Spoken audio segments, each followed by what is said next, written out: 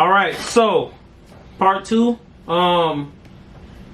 You drive the cars on the tracks, right? So the point of this video is 3 tracks that grew on me since I started playing ACC.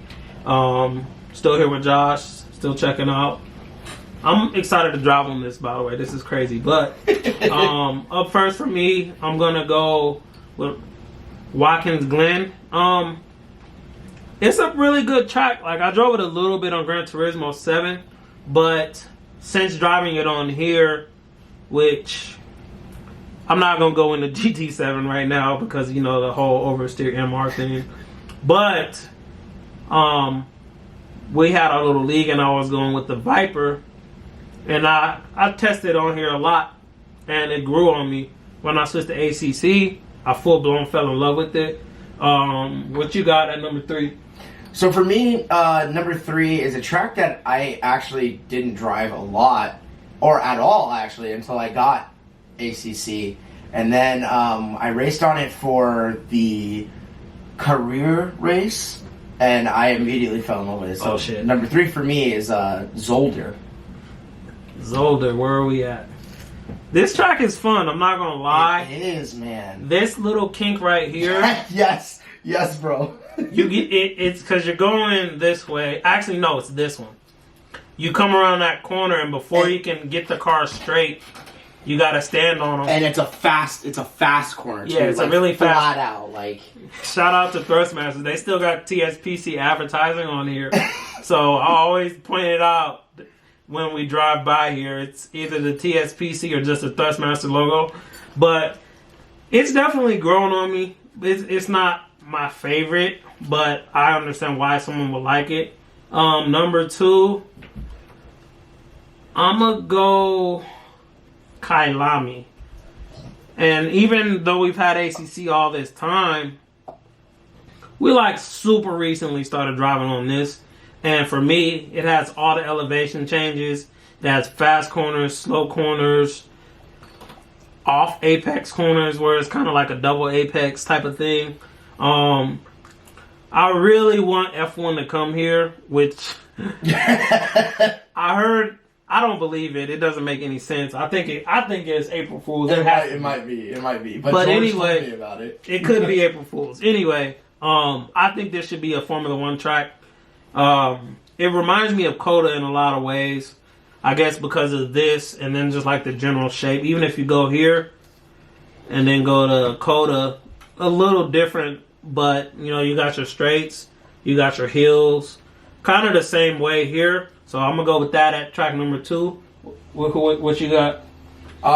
So track number 2 for me is a track that, again, I didn't drive until I got onto the game.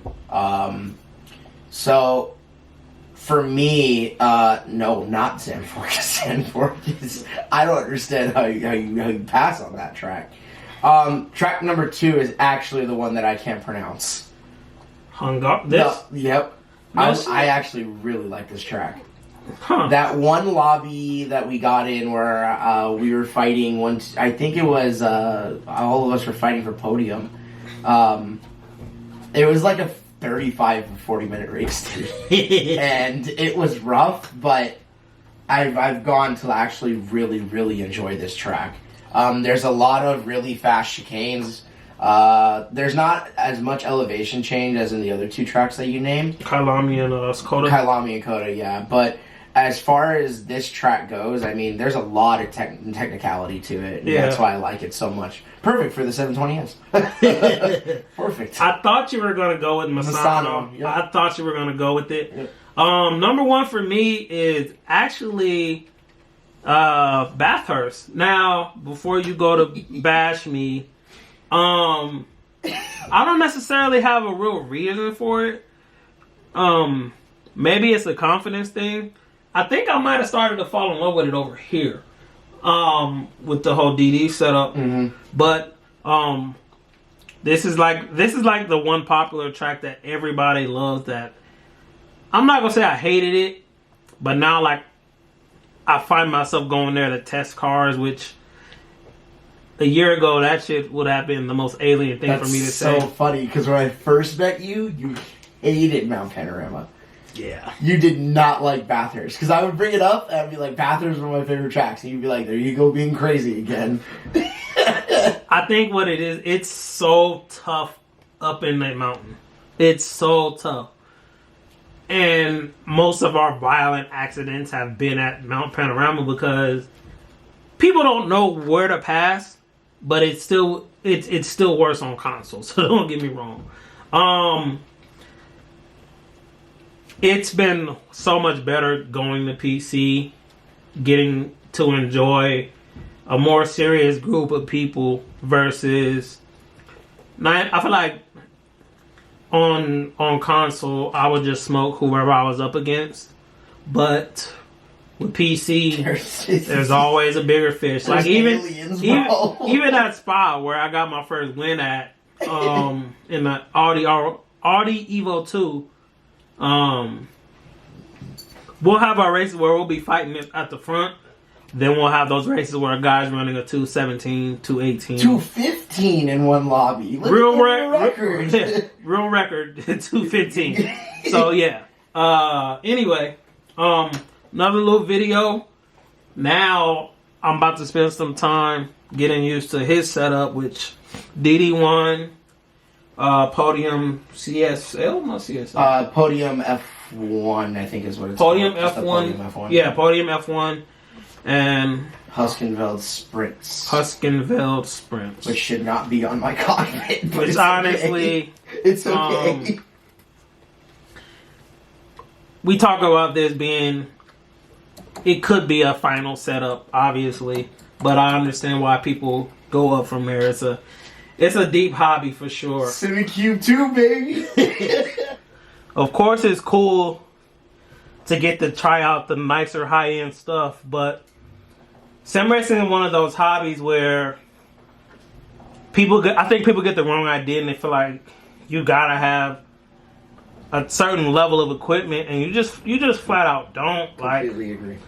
I think we pursue the nicer equipment in the pursuit of realism as far as feeling like you're in the seat, but you do not have to go overboard and spend, because it's an expensive hobby. It is. I'm not gonna sit here and tell you it's not. If you get the wrong idea and think you have to spend X amount, it's just flat out wrong. So what I want to do is get Josh over to check out my new wheel and my new pedals. He is a T300 owner though, so correct. He's owned a lot of stuff, but more than anybody else, he can talk about the super, super high and the super, super low. I think we both started out with thrust. What was your first wheel? TMX. So T150 basically. Yeah. So we both started with the same level, but obviously this type of stuff, the realism, the enjoyment, it just multiplies. But there's a lot of fun to be had otherwise. Did you want to sit down and talk about it? Yeah. 2 cents on this. So, who better to talk about this than the guy who is very irresponsible with his money? These are real GT3 driver gloves from a GT3 driver. Yeah.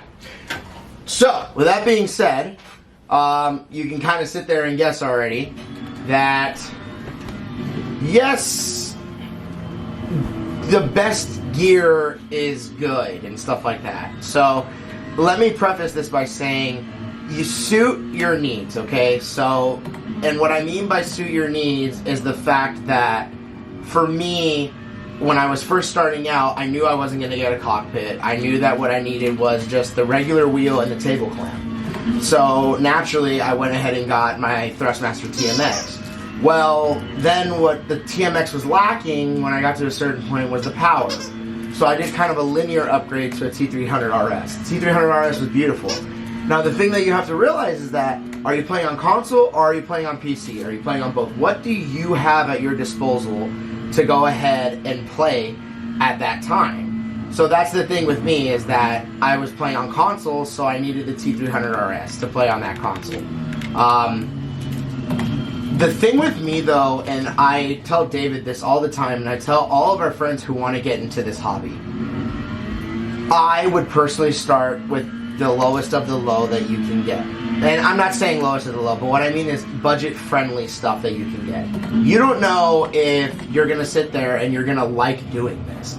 Because you think that, oh, well, everyone's an esports champion. I want to be an esports champion too. And that's just not the way it works. Like, you actually have to put in the hours and actually have to, you know, try and race. Yeah. The other thing with that is that those things that you develop on the smaller wheel translates to a better system, which is exactly why you have people who are winning iRacing championships with Logitech G923s and G27s and stuff like that. There's totally a reason for it, and it's because they've developed those skills so much on those lower end wheels that they're able to replicate them. I can only imagine what a guy who won an iRacing championship on a Logitech would do on a DD1, you know? Yeah. Because he's so used to having that type of force feedback and that type of gearing and stuff like that, that imagine when you go to a DD1. Yeah. Now, the biggest thing for me is that you don't need a DD1. You don't need a DD1. At all, you don't need a DD1. If you're just starting out, I would recommend, for the best bang for your buck, the T300 RS is a fantastic wheel. It's one of the best wheels that you can buy right now on the market, and it always has been, I think, since it was released. Yeah. Right now, direct drive is becoming more and more affordable for that middle person. So right now you have companies like Moza who are making the R5 for $400, if I remember correctly, or $500, excuse me. That comes with wheel R5 pedals. is $400. And that comes with $349. The R9 is $440. Exactly. And that comes with wheel pedals and the base. No. Or is that just the base? That's just the base. But to his point, again, just to double down, there is so much enjoyment to be had.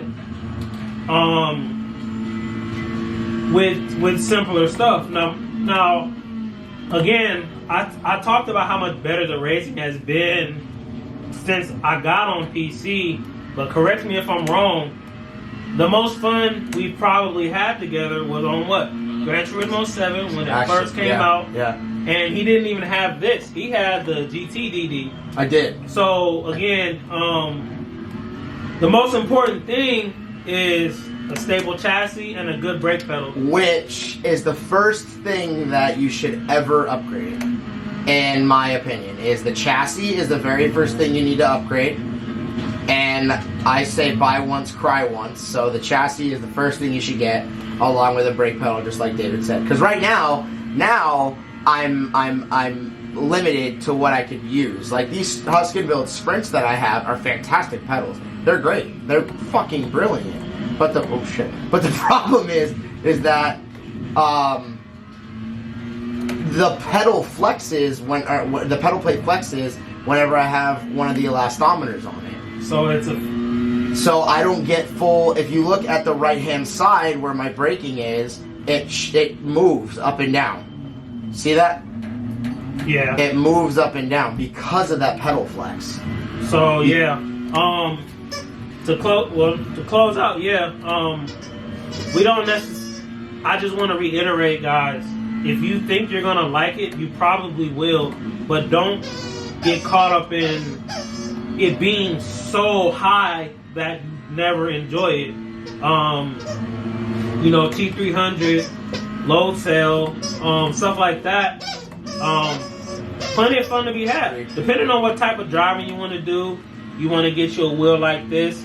And I feel like the more popular thing for people our age is drifting. So if you're going to want to get into that, you're really going to need a good chassis so when you're ripping on the handbrake and stumping on clutch, gas, all that, you're going to need that. So this is what we mean by this is an expensive hobby. Yeah, this is it gets deep. Like this is just for road cars. Yeah. So I think next for me is I want to get the 818 wheelbase. Yep. You're already in the ecosystem. That's definitely what you should do. I got the SF1000. Yep. I am thinking about doing the 488 wheel when that comes out, the 488 GT3, because that's now my favorite GT3 car. But Rather I do that or the SF1000. I'm like 99% Thrustmaster. But again, just a quick little video. Apex out.